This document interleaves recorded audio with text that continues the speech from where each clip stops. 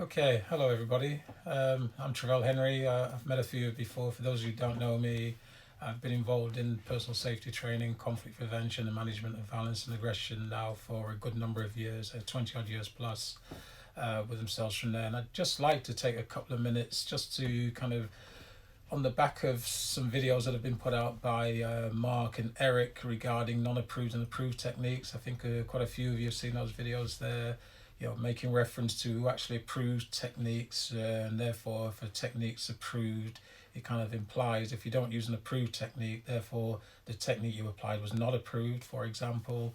Also, there's another video been put out by Mark, which went out earlier today, I think, which was talked about you just can't blame the staff and things go wrong. And in there, it makes a lot of reference to HSG 48 about causes of human failure. Again, I think it's another good reference you need to look through. And also, as well, just like to kind of talk a little bit about, when staff may face disciplinary action on the back of a policy that kind of implies that you can't use physical intervention, i.e., a non-physical intervention policy. And again, it directly links back to the issue about non-approved and approved techniques. And about staff can't use physical intervention. Um, Firstly and foremost, I'd like to clear up the fact that I am not advocating the use of any kind of physical force or intervention in itself.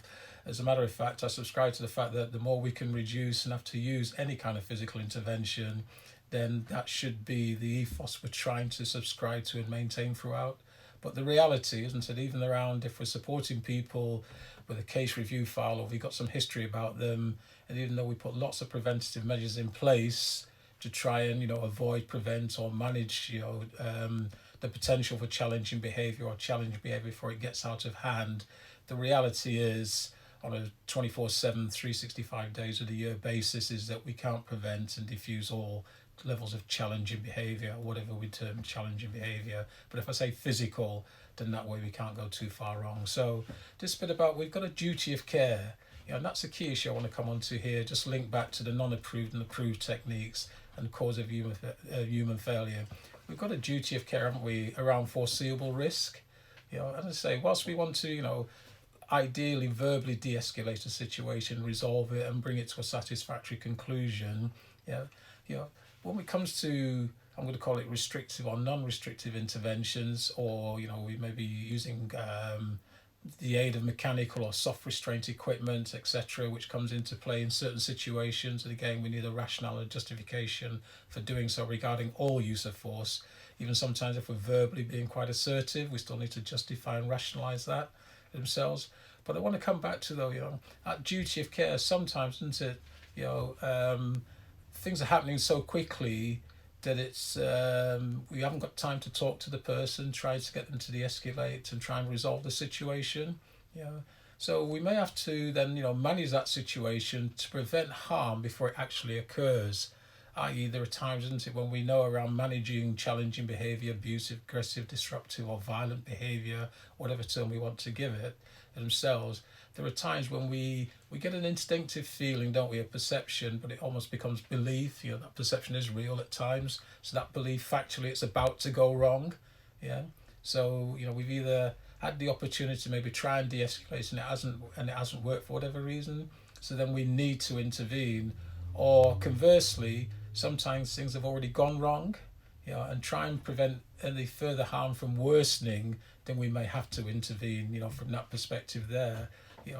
And so, and I think you've heard me say this before in previous videos, but, if we're physically intervening, unless we're doing it for a greater good, we're trying to stop it before it goes wrong around imminent danger, or it's already gone wrong and we're trying to prevent the harm from worsening, using physical intervention to stop it worsening and the appropriate levels of force, then, for me, please be assured I subscribe to the fact that unless we're doing it for a greater good or prevent further harm, then the question is, why are we technically assaulting people? So just to make sure everybody's clear that I'm not advocating the use of force without any justification or rationale for doing so. But we go back to those non-approved and approved techniques, even approved or non-approved techniques. Well, if staff are kind of restricted to only using certain types of techniques to manage certain types of behaviours, whilst on one level that's absolutely fine, but as we know, in many, many circumstances, the same person, regarding the levels of challenging behaviour he or she may be displaying, no two situations are ever exactly the same. So if the behaviour, just say for ease of discussion, changes significantly from that what was displayed previously, but it isn't covered with any kind of rationale, the techniques, let's say they're approved techniques, whatever we mean by approved, by the way, within that approved technique basis, then it kind of implies, doesn't it, that the staff member, he or she or they, aren't allowed to use any form of force, to manage that situation around physical intervention. When I say force, I mean appropriate force, of course, around physical intervention. And certainly there's been a number of occasions where I've spoken to staff who have told me that they've got a non-physical intervention policy, then they've been supporting people who have, let's say, they've assaulted them, they've used force against them, used physical force against them. So they've been assaulted by somebody in their care. And when I've asked the question, so what have you actually done about it? Well, they've said nothing. So I've said, well, just clarify me. When you say nothing, what do you mean by that? Well, the point in conclusion they've come to is that they've allowed the person to continue to hit them because their policy doesn't allow them, to physically intervene. Now, please, let's just put in there, if you can walk away from a situation safely and effectively, and the person's not going to come into any undue harm, then it makes sense you do that, doesn't it? There's an obvious strategy, but let's also look at it from balance and be a bit objective. There are times when we can't do that, and this is those situations I'm referring to here now, when a person, maybe just say the person they're supporting is between them and the exit, i.e. the door out of the room, out of the area themselves, and they're being assaulted, but because the policy says they're not allowed to physically intervene, or if they were going to intervene, it's a technique that's not within the approved range of techniques, then that staff member, he or she, they, on occasion, I say, I've had these conversations with people on courses and spoken to them when they've asked me for advice, have said, well, because of the policy, they feel obliged then to let the person continue to assault them, because if they reacted, then they're fearful of the fact that they may be disciplined in terms of a management hearing, or worse than that, they feel they could be prosecuted for the fact they've gone against their policy. Well, I'll just come right back to duty of care. Whilst we've got a duty of care to the people we're here to support, and quite rightly so, but please, we've also got a duty of care to ourselves, haven't we?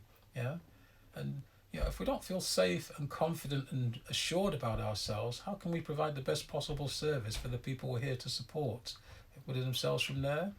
But I just wanted to spend a few moments just to kind of put a slightly different perspective on, and again, these areas are very vast, so I'm just using this just by way of reference at the moment, around the back of, as I say, the videos about non-approved and approved techniques, and also about you just can't blame the staff when things go wrong.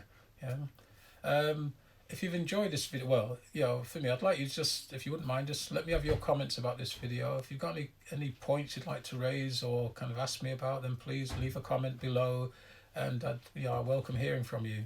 Thank you very much for your time.